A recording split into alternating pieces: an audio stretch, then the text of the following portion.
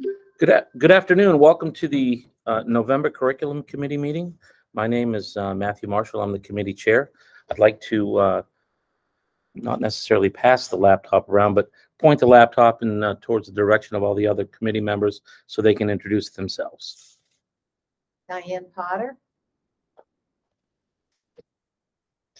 Thank you. Tony Veet.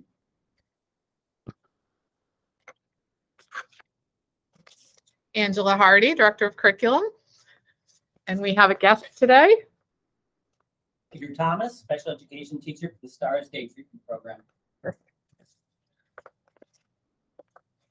Good. Yep, we're good. Okay, our first item on the agenda is, and our only item on the agenda, is the teaching and learning in special programs. So it has come up here a few times and at the full board meeting that we wanted an opportunity to learn a little bit more about some of the programs that we offer in our district, especially because budget time is coming up.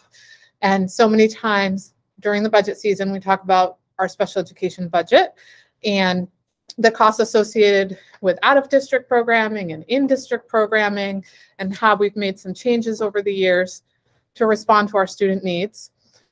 In the curriculum committee meeting, the focus will be on teaching and learning. So that's how we look at this. And because our specialized programming has fewer students than a traditional classroom, we want to really be careful when we're asking questions and following up with Mr. Thomas about the programming, that we're not singling out or accidentally identifying any one particular student who might be enrolled in the program.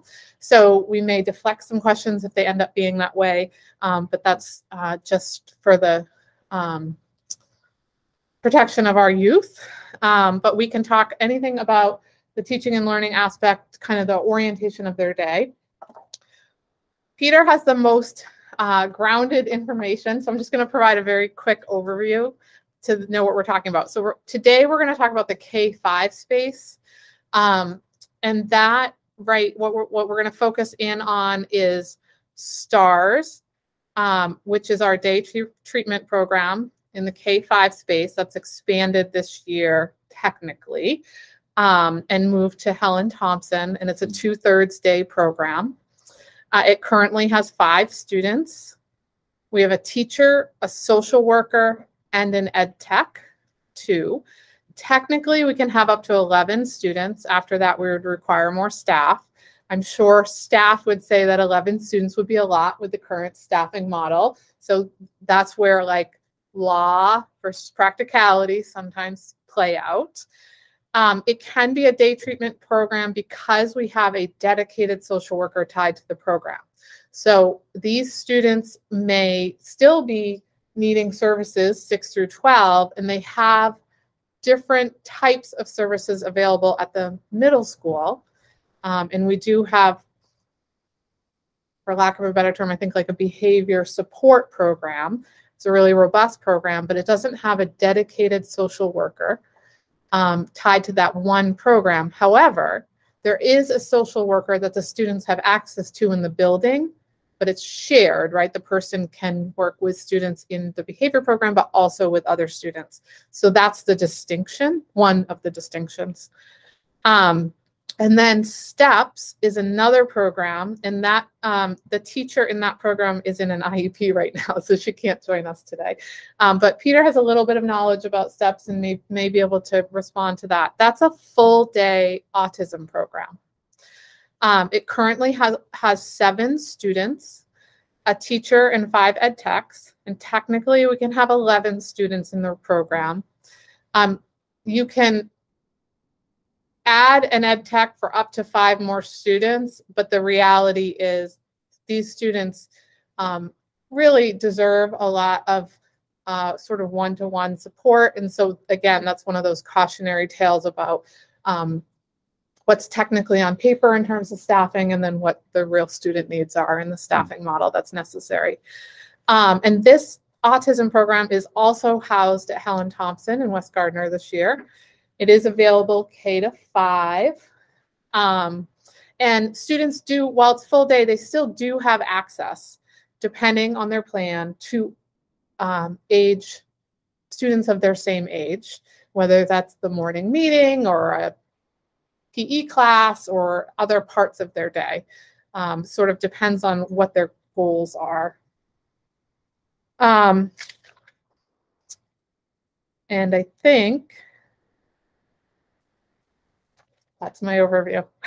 Hey, Angela, could you kind of just brief the public as to why we're doing it the way we're doing it? I suppose I could, but Zoom instead of. Oh, yeah, sure. Quick pause in the communication. So we are recording this today as a Google Meet because our Zoom room technology is has a little glitch, and we will be repairing that as quickly as possible. But in the meantime, we wanted to make sure access was still available to the public for any meeting we have as a committee. And so that is why we're moving this computer around, to make sure that the public, when we post this, knows what we've talked about. Kind of clunky, but necessary. Thank you. I forgot to add that. That's okay. I should have. You can get staring yourself. So this is going to give Peter a chance to kind of share his story. He's been here a long time, really helping getting these programs. One of these programs in particular, the STARS program running, we've been familiar with him working with staff around the STEPS program, and has seen the new iteration take shape. And then after we've had a chance to speak, we can find some questions, and it's just a great, this is what you wanted, just an opportunity for dialogue, and so we're trying to take them. All right, well, thank you, Angela. That was a really nice overview of the program.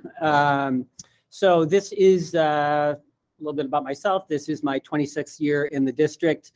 This is my 21st year as the teacher of the STARS program. So STARS is an acronym. It is a day treatment program, and the acronym STARS stands for Stabilization, Treatment, Achievement, Reintegration, and Support.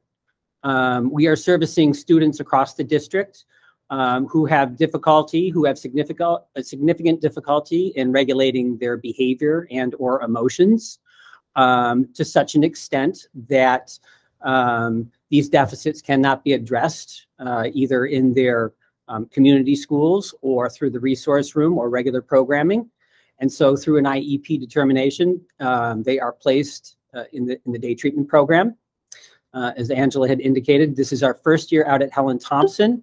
We are in a new facility, and it's fantastic. It's very spacious.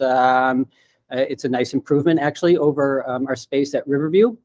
So we're very happy with that. As Angela indicated, we have 5 students currently in the program. These kids, they span the grade levels. We have kids in 2nd grade and 3rd grade and 4th grade right now, and that's very typical of the program. So we have a variety of both behavioral needs as well as academic needs. As Angela indicated, they're here for 2/3 of the day. That's from 8:30 to 12:30. And during that time, we run 6 periods per day. For our academic, we focus on math. So anybody who's enrolled in STARS is receiving specialized math instruction during that time, whether that's denoted in their IEP or not, just by virtue of their placement, they receive the specialized math instruction. They also receive intensive group therapy. That's complements of our social worker. We also offer individual therapy that occurs weekly, as well as family therapy. The STARS program, really, our goal is to create a wraparound approach for our kids. We recognize that we cannot work or meet our students' needs in isolation right in the classroom, which is why we have that heavy emphasis on family involvement. We also work with the outside providers, be it doctors or child psychiatrists, case managers, HTC. We're really looking to create, again, a full program to work with students and their. You're still going to need them for about Yeah, I did. Yeah. So thank you, Peter. Thomas? And thank you for being so active and engaged in this teaching and learning conversation about stars and steps. It is 4:17. Our next meeting will be on Tuesday, December 13th from 3:30 to 4:30. Matt, our meeting is officially adjourned. Thank you so much. Thank you. Thanks. We did it. Thank you. Take care.